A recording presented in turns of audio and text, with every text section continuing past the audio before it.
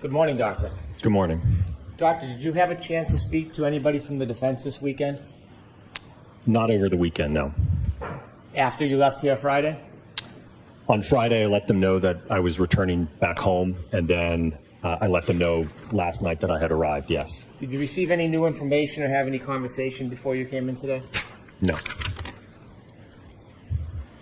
Now, when we asked you about weight last week, you did not go into any calculations about the difference between the standard arm, 11.86, and the 9.38, did you?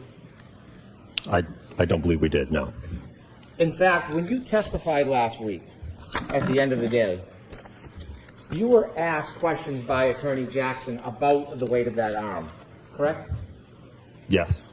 And when you were asked about the weight of the arm, Attorney Jackson asked you if you were asked a lot of questions about the difference in the weight of the arm,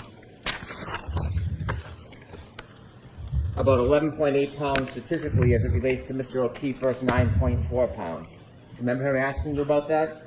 Yes. And you were asked whether you were aware whether anybody had measured the weight of John O'Keefe's right arm. And you responded, I'm not aware of that, no. Remember that testimony? Yes. And then you were asked, when you asked questions about whether or not his arm was 11.8 pounds, are you aware of anybody ever just weighing just his arm? And you said no. Correct. And finally, you were asked, what is that based on, 11.8? Where did that come from? Remember what you said? Yes. I don't know. Remember you answered Attorney Jackson and you said, I don't know where that came from.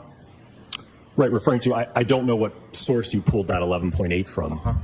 And so you were suggesting that that is just a number pulled out of thin air, right?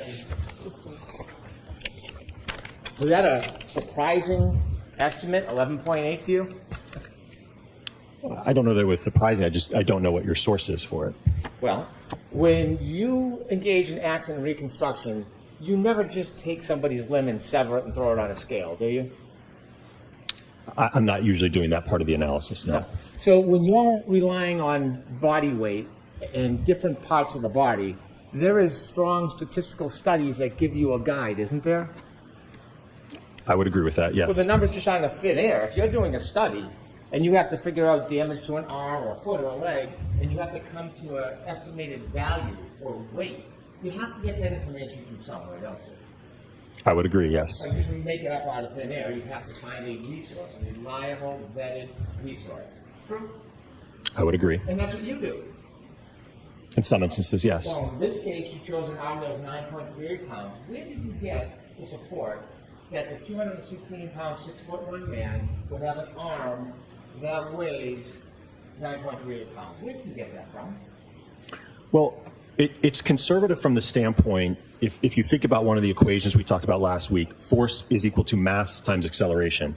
So if we take the acceleration data from our test and we multiply it by a lighter mass, the 9.38 pounds, it's less force to the arm. So now if you want to increase the mass of the arm, you're now talking about a greater net force to the arm. So it's conservative from a force perspective. Put aside your story about the force perspective. My specific question is... So it's just stand, ask the question differently. I'll ask you again, Doctor.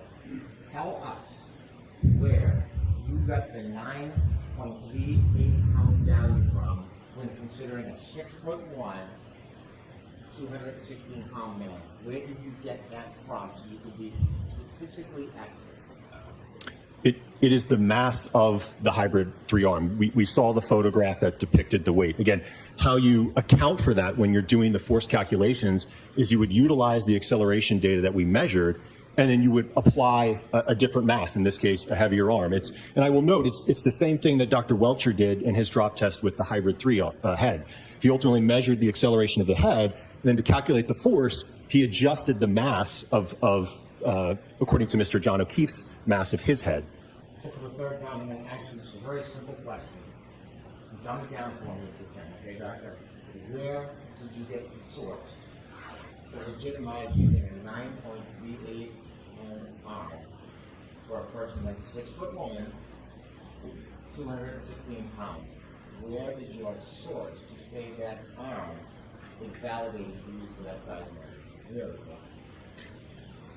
Again, it's the weight of the ATD arm. That is what the 50th percentile arm weighs. As I mentioned, in our field, it's accepted to utilize the acceleration data, and then you adjust the force based upon an increase in mass. Is that your answer? Yes. Mr. O'Keefe's body weight and size does not put him in the 50th percentile like the 9.38 arm. He's closer to the 95 percentile, isn't that fair to say? Correct. And there is, in fact, a 95 percentile crash test dummy, isn't there? There is, yes. Yeah. You chose the 50 percentile, which is shorter, yes? Correct. Weighs less, yes? Correct. And the arm weighs less. True? Correct. The truth is, you have absolutely no study, no paper, no article that supports using a 9.38 arm for a 216-pound man who's 6'1". You have not one reference or study you can offer us right now, do you? I don't agree with that because, again, if you look how Dr. Welcher did it, he used the 50th percentile in his drop test with the head, and to calculate the force, he adjusted for Mr. John O'Keefe's mass of the head. Same thing is done in this instance with the lighter arm. We adjust for that in the calculations. You have one paper, one study. I know the answer to this, but let me ask. You have one paper, one study to support that it is appropriate to use the 50th percentile 9.38 arm for a person who is 6'1", 216 pounds. I won't ask you again, but if you can answer this once for me. Do you have one paper, one study? So I'll take out the commentary. Can you answer that? Well, answer that question, please. Sorry, can you repeat the question? You have one paper. Give me a name, an author. One paper, one study that supports using a 9.38 arm, 50th percentile, when you're doing a crash test for somebody who's in the 95th percentile who weighs 216 pounds and is 6'1". One paper, sir. I don't have a paper because Dr. Rentschler is addressing the forces and the injuries to the arm. You talked about, however, would you come up with the number 11.8? Like it was something that is curious or foreign to you, right? Sustained. Are you confused how the number 11.8 would come up? I'm not confused. I don't know your source for it. When you do studies, would you agree that the head has a similar weight to the arm and that the weight of an arm would be about 5.48% of a person's body weight? I'm sure that there's various studies out there that talk about that. Could be one particular study. Well, let's talk about one study. What do you think? You're the engineer, you're the expert. When you're weighing an arm by percent, what is the percent of the arm of the total body weight? I don't know as I sit here today off the top of my head, no. I'm sorry? I don't know as I sit here today off the top of my head. Well, if you don't know the percent of body weight of the arm compared to the whole body, how would you ever come up with a number for the arm? Well, from the work that I've done with Dr. Rentschler in this case, dating back to last year, it's my understanding that his calculation for the arm was approximately 11 pounds. So you're relying on somebody else's study? You're doing an independent assessment of the evidence, and you're relying on other people's math? Is that what you're telling us? I don't agree with that because, as I've mentioned numerous times, Dr. Rentschler and I worked as a team on this case. You can't separate the reconstruction part from the biomechanical part. It's an integral part that works together on it. Would you agree that the arm is about statistically vetted, that it's 5.48% of the total body weight? Would you agree with that? It sounds about right, but again, I don't have the percentage off the top of my head. So if you take 5.48% of a 171-pound man, which is the crash test dummy you were using, the 50th percentile, what do you get? You said 5.48%? Yeah. Just over 9 pounds. Okay. Close to 9.38? 9.37. Okay. Now when you have 216 pounds, 5.48%. 11.8. 11.8. Sound about right, doctor? By that calculation, yes. Okay. Now, you said you had some confusion where I'd get that number from, this 11.8. Do you remember that? Yes.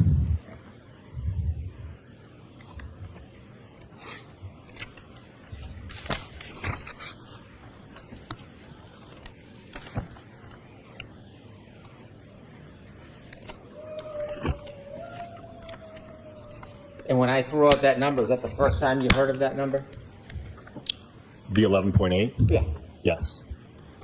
Or 11, is that the first time you heard of it from anybody, 11 pounds? Is that a new number to you? I don't understand your question. Well, you're saying that when Attorney Jackson asked you, where did Brennan get those numbers from? You said, I don't know. Remember that on Correct. Friday? Do you know where I got the number 11 pounds from? 11.8 Yeah. or 11? 11. As I just mentioned, last year, I believe I testified in a previous proceeding that it was about 11 pounds. Yes. Your testimony, 11 pounds. Your prior testimony, right? Yes, You testified before on the road in this case, didn't you? correct. And when you testified on the road and you were giving a general estimate about the pounds of Mr. O'Keefe's arm, based on your experience and your training, you said it was around 11 pounds. Those are your words, right? Correct, Under yes. oath. Yes. Right. You can't delete something that's under oath, right? Sustained. And so when you feigned confusion on Friday about this 11 pounds, Sustained. so when you answered questions last Friday about wherever this 11.8 pounds came from, you weren't so confused about that because you've used 11 pounds before yourself, haven't you? Yes, but again, I don't know where you got that 11.8 from, so. Well, we just did the math, didn't we? Yes, Okay. And you used a calculator to help you, didn't you? I did, yes. Calculator works. Yes, Okay. You said you wouldn't calculate the difference, but you did. And so what you just went through this exercise is you divided that difference, that 2.48 pound difference, right? correct. And then you divided it by 11.86. Divide 2.48 by from the 9.38. Okay, What percentage do you get? 26.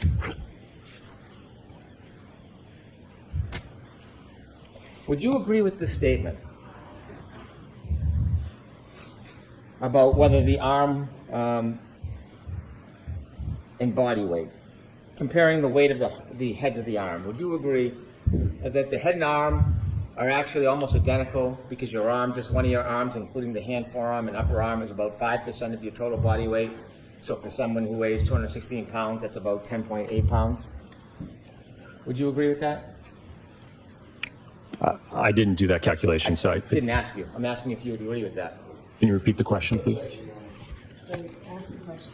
Does the arm weigh the same as the head? Or the arm does weigh the same as the head, almost identical because your arm, just one of the arms, including the hand, forearm, and upper arm, is about 5% of your total body weight. So for someone who weighs 216 pounds, that comes out to about 10.8 pounds. Would you agree with that? I haven't done the calculation, but if the math checks, then yes. Okay. Would you agree with this statement? The heavier the object, if it gets hit center mass, that's going to be even greater force because that is more mass than just 11 pounds. So the acceleration is the same for each body part. It just depends on the weight of the body part and how heavy it is to determine the force that's actually exerted on the body. Do you agree with that? Yes. I'm going to allow the question. Do you agree with that? Yes, and I think I described that a little bit earlier, is you would increase the mass, you multiply it by the acceleration, that's going to increase your force. Force is equal to mass times acceleration. Right. So mass has a direct correlation to force. You agree? Correct. So therefore, the heavier the object, if it's colliding at the same speed, will create more force than a lighter object. You'd agree with that, wouldn't you? Correct, more force on the arm, yes. Right. So weight matters, doesn't it, sir? Yes, Force is mass times acceleration. So if the arm weighs the same as the head, you're still going to get the same force. And so inevitably, you change the mass, you change the weight, same speed, it changes the amount of force. correct, yes. Okay. When you did calculations in this case, you never took the estimate of 11 pounds, although it didn't exactly calculate the 5.48. You never took that 11 pounds and determined the percentage difference between the mass in that arm and the mass in a 9.38 pound arm, did you? No, I did not. You didn't include it in any of your PowerPoints. No. You didn't explain it to the jury that there's a difference in weight matters. Again, that's something that Dr. Rentschler is going to discuss. I'm asking you because you testified, you gave opinions, you got a PowerPoint. Did you explain to the jury about the difference in force when there's a change in weight? When you did all your PowerPoint and calculations, did you break it down for them? Well, I think it was certainly stated. I mean, I know that we went over Newton's second law, force is equal to mass times acceleration, right? So if you increase that mass number, it will increase the force. When you were putting up your PowerPoints with the speeds, did you explain to us that there's a difference when you change the mass so that if you used a lighter arm, there would be a difference in force? Did you explain that to us in any of your slides?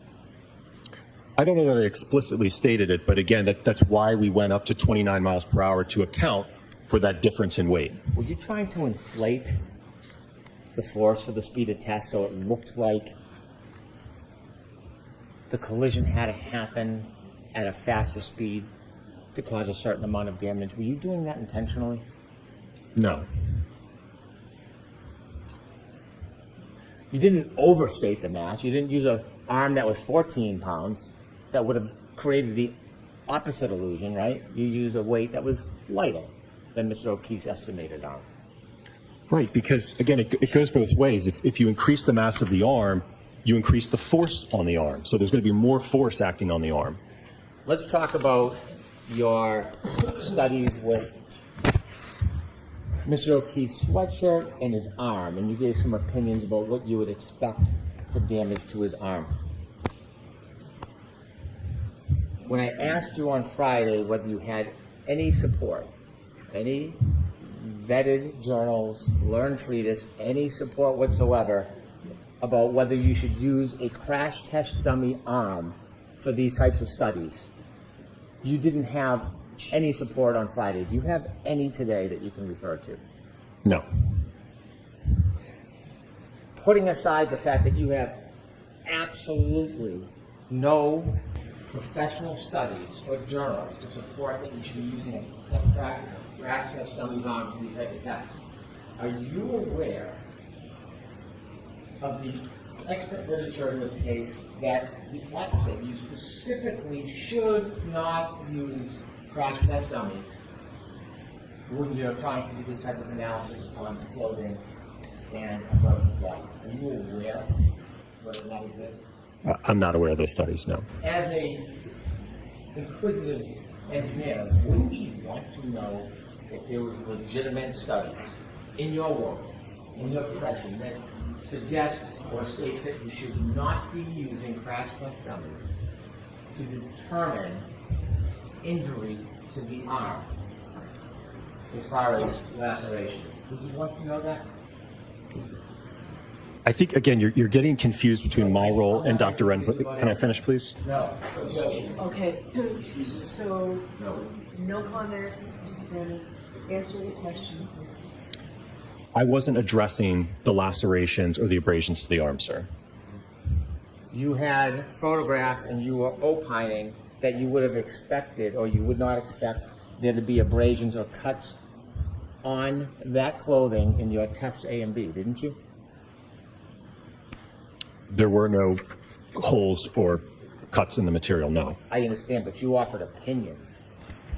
Didn't you offer to the jury an opinion that the abrasions on Mr. O'Keefe's arm were inconsistent with your tests in A and B? The cuts and the holes are inconsistent. Mm-hmm. Sir, when you are assessing cuts and holes on clothing, you need to make sure as a predicate, as a basis, that you're using the right properties, right? I would agree with that. And so if there was literature directing that you should not use a crash test dummy to assess injury on an arm, would you follow that instruction or would you do it anyways?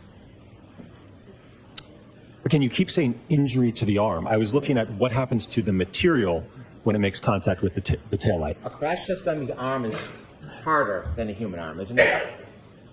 Yes. You push a human arm, it's like an indent. You can push in, can't you? Yes. And that property of pushing in, if a cloth is on it, it is easier for a cloth to tear pushing in than if it's hard. Isn't it? I don't know that I agree with that. Well, do you disagree with that? Well, the hybrid arm is of vinyl flesh, so it's not rigid. Do you disagree with what I just said? Can you repeat your question? Sure. Human arm softer than the hybrid, yes? Yes. When you push it, you can push in, much different than the hybrid arm, which is stiffer, yes? I don't know what you mean by much different, but there will be a difference, yes. Well, is it a noticeable difference to you if you push a hybrid arm as opposed to a human arm? Yes. When you push a human arm, it indents, yes? Correct. And so if you push with cloth on, the cloth indents, yes? Correct. Which creates an easier, tear in the fabric with less force if you can push in as opposed to a hard arm. Would you agree or disagree with that? I would agree with that. So when you're replicating studies and giving opinions about a person's arm, a real person's arm, using a hybrid arm doesn't seem to be an appropriate standard, does it? I don't agree with that because, again, when the taillight breaks in the test, the arm is now moving with that taillight. So it's, again, like we talked about on Friday, you'd somehow have to have those fragments accelerating at a greater velocity to penetrate that. We're going to get to that, but I'm talking about the stiffness. Let's get back to the appropriateness of using a crash test dummy. Now conceding that a human that pushes different than the crash test dummy, would you agree that a crash test dummy is not an appropriate tool to use when determining tears in clothing on somebody's arm? Would you agree? I don't think I would agree with that, no. When you used the crash test dummy in test A and B, that was the 5'9" dummy? Yes. When you considered tears to clothing, you bought a new sweatshirt that was similar to Mr. O'Keefe's, an extra large sweatshirt? Don't know if I recall the exact size, but I think one of them might have been extra large. And then you bought a second one that was medium. So when you used the smaller dummy, you weren't actually using Mr. O'Keefe's size of extra large. You used a medium sweatshirt, yes? Yes. Because it was a smaller dummy than the size of Mr. O'Keefe. That's why you needed a smaller sweatshirt, yes? I think it was more or less just what we could get our hands on. Well, you had an extra large and a medium. You didn't put the extra large on in test A and B, did you? I don't recall off the top of my head what sizes were on each test. Okay, can you show a picture of A to remind Dr. Wolfe? And while she's pulling that up, is there a difference between, see that's how that's blue? You see that's medium? Yes. So the blue ones you use for test A and B, correct? Correct. The smaller crash test dummy than Mr. O'Keefe, the 5'9" crash test dummy, yes? Correct. And then when you used Randy and brought him into the scene, you used the extra large, the gray one. Correct. Right, so you used a different one because it was a smaller anatomical doll than the size of Mr. O'Keefe, yes? We used different sizes. The material blend was the same. This was new. Correct. The extra large you put on Randy was new. Correct. Did you consider the wear and tear on Mr. O'Keefe's sweatshirt, the extra large sweatshirt he was wearing that night? The wear and tear? Yes, the wear and tear. No. Did you ever consider the differences between a brand new sweatshirt and one that had been worn? No. Had you ever had clothing, sweatshirt you used repeatedly, maybe put in the dryer, wears it down? Sometimes you can get holes more easily. Did you do any type of analysis on that whatsoever? Any type of analysis whatsoever on the age or whether it's stretched the same, anything like that? No. No variables whatsoever on the sweater, did you? No. Okay.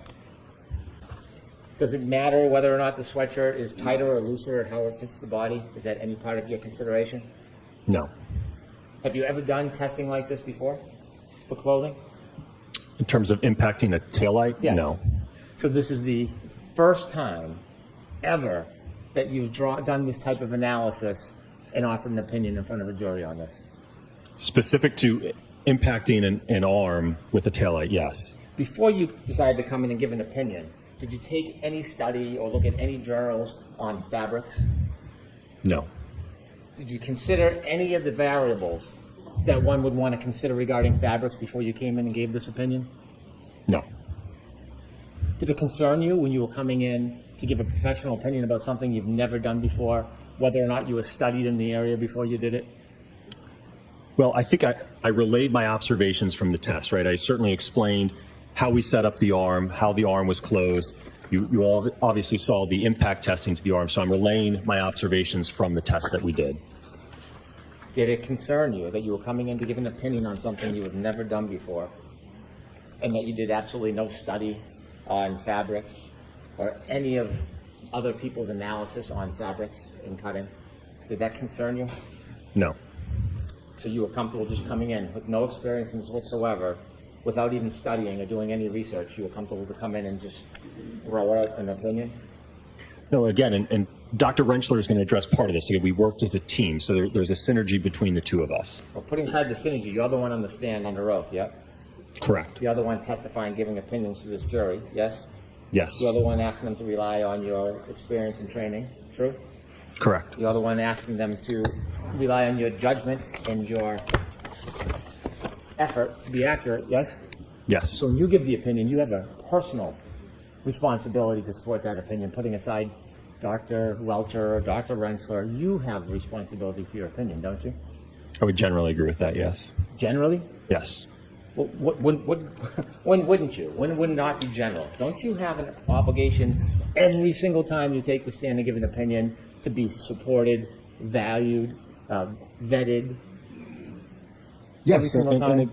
and again, Dr. Rentschler is addressing those abrasions and lacerations, which certainly correspond to the material. Right. But you didn't wait for Dr. Rentschler. You offered a number of opinions to this jury. You personally, under your name, you came in and presented yourself as an expert in this subject. You, didn't you? Correct. So putting aside Dr. Rentschler, his opinions, do you stand behind your opinions? Yes. Okay. And you do that despite the fact you've done no study, no research, haven't vetted, and have no authority whatsoever? Yes.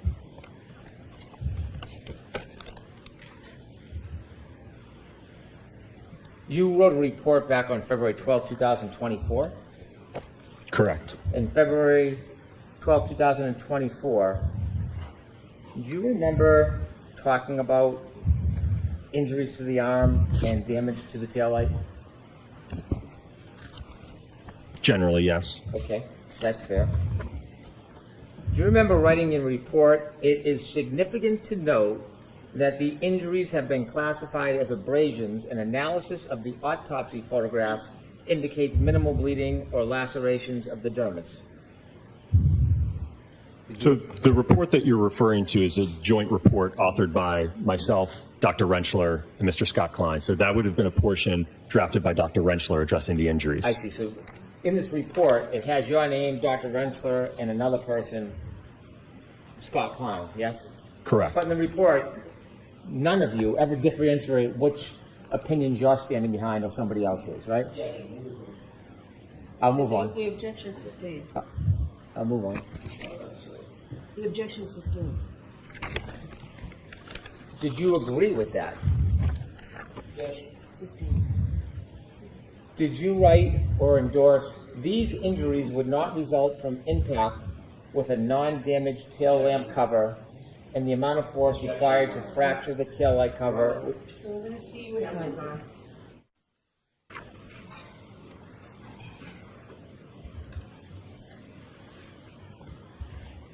You were asked questions about impact with the taillight. And in fact, in one of your answers to me today, you talked about after a vehicle collides with a pedestrian, there's continued movement between the vehicle and the pedestrian, isn't there? Correct. And so while glass or plastic that shatters from a taillight might not impale clothes of the skin, would you agree if your dummy wasn't restrained, when the Lexus collides with the dummy, there'd be continued contact for some time, extended contact between both the dummy and the taillight?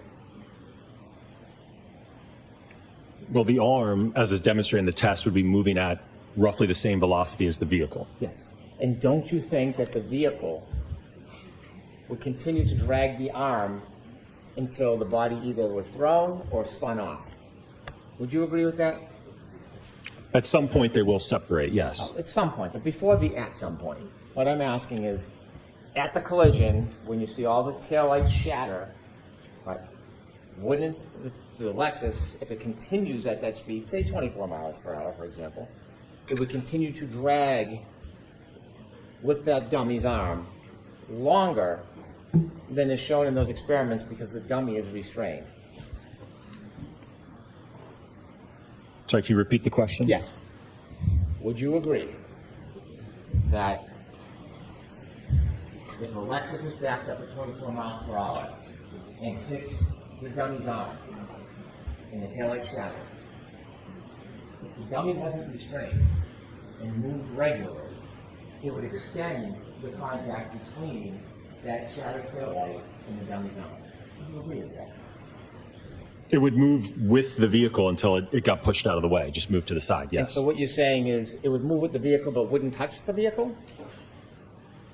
Well, in the one test, if you remember, because of the restitution effects, the arm reached a speed of over what the impact speed is. So in some instances, it actually might move at a speed greater than the vehicle. Fantastic. In some instances, would it move slower and be dragged by the vehicle's broken taillight? Dragged? Yeah, I don't know so if I say understand. Drag, push. How about we use the word push? Pushed by the broken taillight. Could that happen? The arm would move with the taillight until it moves out of the way. So you're saying it would move with or faster, but never would slow down where it gets pushed by the car? It's moving with the vehicle, sir. I don't understand your question. You said it moves the vehicle. Sometimes it moves even faster, suggesting space between the broken taillight and the arm. That's what you're suggesting, right? Correct. Well, it can move with, it can move faster. Can it ever move slower and the vehicle pushes and drags against the arm? I mean, it might be able to move a few miles per hour if it doesn't have as much of a center of mass hit, but it's still going to move out of the way because it's on a joint. I understand, but before it moves out of the way, could it be pushed by that broken taillight? That's the simple question I'm asking you. Could it be pushed by the broken taillight? Just moving adjacent with the taillight, just moving along. Yes. Would you agree with this? If you have an arm struck at 25 miles per hour, significant more damage that taillight shatters, hits and moves forward into arms, parts of taillight pushed into arm as vehicle pushes forward and pushes arm out of the way. So the word push, would you agree with that general characterization that the broken taillight can, in fact, push the arm? Would you agree with that? Generally, I guess, again, it would move with the vehicle, the arm together. Not move with. I'm asking you if you would agree about pushing. Would you agree with that?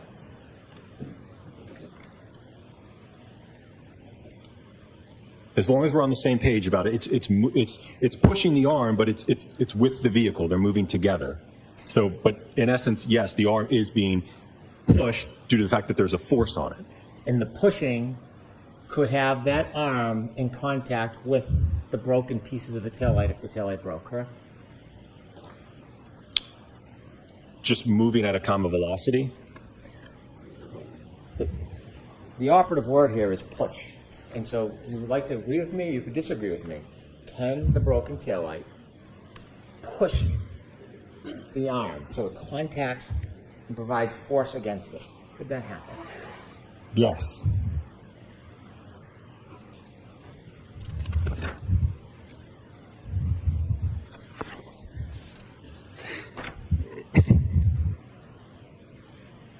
When you were showing those photographs today regarding Test F, now you used Randy in Test F, right?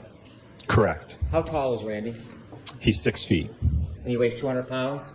Correct. So still 16 pounds less than Mr. O'Keefe, yes? Correct. And you keep referring to Randy as a crash test dummy. Randy's no dummy, right? He's a mannequin. He is, but he signifies basically what happens when you have 200 pounds of mass striking the rear of that vehicle. I don't want to misrepresent Randy. He's not a crash test dummy, is he? Well, it wasn't used for biofidelic purposes. It was to, again, what happens when you have 200 pounds of mass strike the vehicle. So when you've been referring to Randy as a crash test dummy, you don't mean to do that. That's a misnomer, isn't it? I don't know that I agree with that. So you think that Randy is a crash test dummy? He's a certified, approved crash test dummy. No, and I think I made it very clear that there is no instrumentation on it, right? And one of the reasons why I mentioned that is those ATD dummies are $150,000, so we're not going to risk impacting it with the Lexus and destroying that. I can understand the cost analysis for you, but I want to be clear. He's a mannequin. It's used by firefighters and drills pulling a body, dead weight, out of a house to replicate certain scenarios. That's what Randy was made for, yes? He can be used for those, yes. Right. He's not a crash test dummy in the parlance of a legitimate, studied crash test dummy, is he? I don't agree with that because, again, we use that type of dummy in all different types of tests. There's an H395M PED, which most closely replicates John O'Keefe's size and body, isn't there? Correct.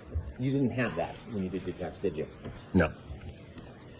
When you do crash tests, you can put a magnetic control on the crash test dummy, so upon impact, it releases and is thrown. You could do that, couldn't you? That is one way, yes. Right. So that way you don't have to put the dummy on a forklift, and then it creates a different scenario than real life, correct? That could be one way that you could do it, yes. It doesn't impede any roll or drag when the dummy's hit. That's one reason you would do that rather than a forklift, yes? Correct. Also, it might show some throw, which could lead to other type of damage like holes in clothes, yes? Correct. But you didn't use the magnet, you used a forklift. Because, again, the purpose of the test was to evaluate, we talked a lot about those time frames, right, that 10 millisecond window. It's to look at, from the vehicle damage perspective, what happens to the taillight, right, in that interaction. And then ultimately, what is the acceleration that the arm experiences in that 10, 15 millisecond window, right? What happens 1 second after, 2 seconds after? Again, that wasn't of concern for me in my analysis. You didn't use a magnet, you used a forklift, right? Correct. And when Randy went for a ride, you didn't expect him to break off the string and slide across the street, did you? We didn't expect him to? You didn't expect him to be thrown. You didn't expect the string on the forklift to break and then Randy to go flying. You didn't expect that, did you? Oh, I certainly expected that. So you expected a throw with that? Yes. And the street has hard concrete and has a lot of irregularities to it, doesn't it? It's asphalt, yes. Yeah. And the photos that you were showing today on redirect examination, did the defense show them to you during your direct examination? Any of those? No.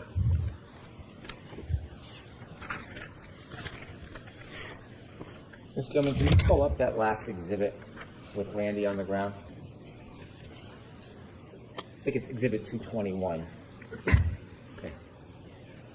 And so this is Randy, right, doctor? Yes. Zoom in a little bit, please. What's that red thing near his shoe?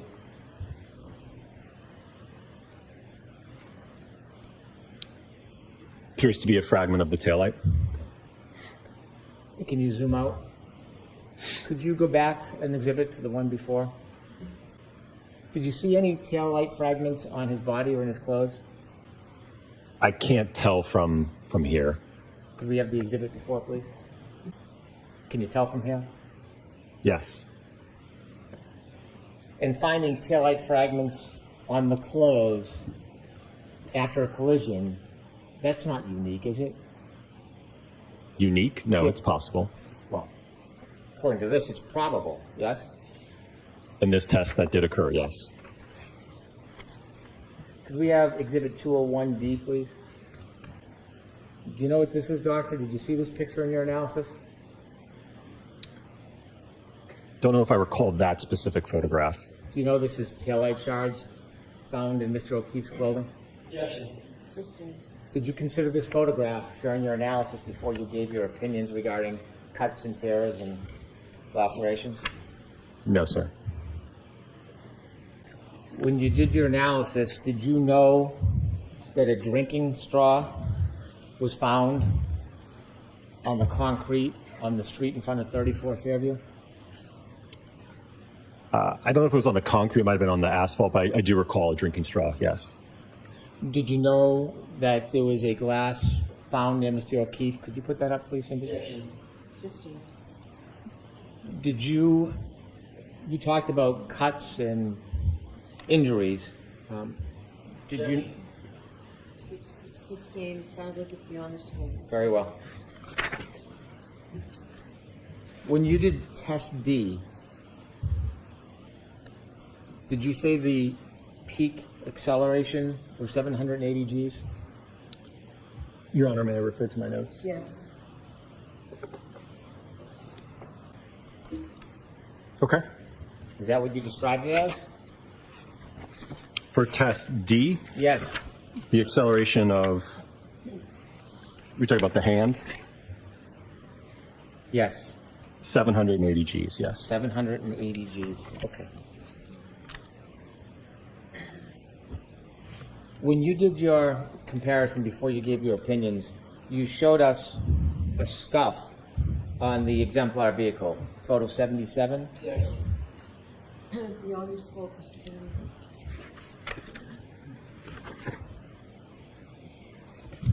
A few more questions, Dr. Wolfe. You showed us holes in Randy's sweatshirt from Test F. You remember that? Yes. And you talked about what you would or wouldn't expect in a collision as far as holes. And did you say something like that was inconsistent with Mr. O'Keefe? Yes. That's what you said on redirect, right? Correct. Okay. Did you consider whether there were holes in Mr. O'Keefe's sweatshirt separate from the holes in the arm? Sorry, can you repeat the question? Yes. When you were making that opinion about consistent or inconsistent, did you ever consider whether there were holes in Mr. O'Keefe's sweatshirt other than the right arm? Well, I know that there was cutting to the, May I approach and retrieve the exhibit, Your Honor? Yes.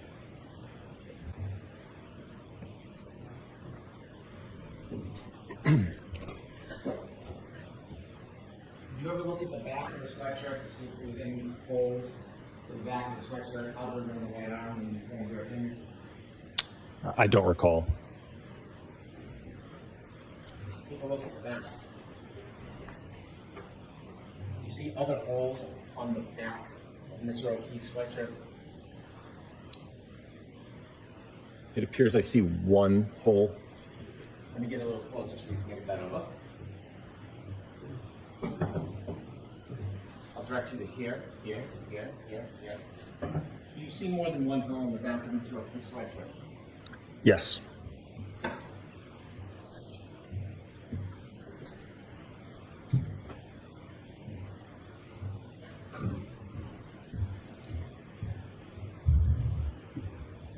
When you were forming your opinions that the collision would be inconsistent to damage to Mr. O'Keefe's sweatshirt, did you consider that Mr. O'Keefe may have fallen or landed on his back?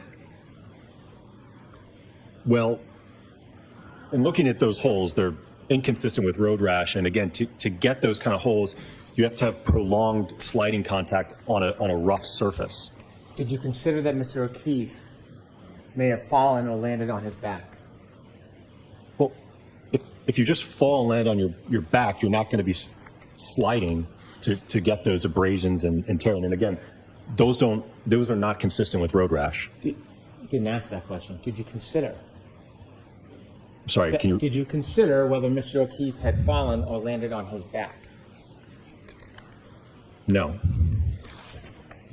Did you know about or consider the multiple holes on the back of his sweatshirt when you came and formulated your opinions? No. You did no studies whatsoever about the damage to the sweatshirt if he fell or landed on the cold, hard ground and had broken taillight shards in his clothing, did you? No. I have no further questions.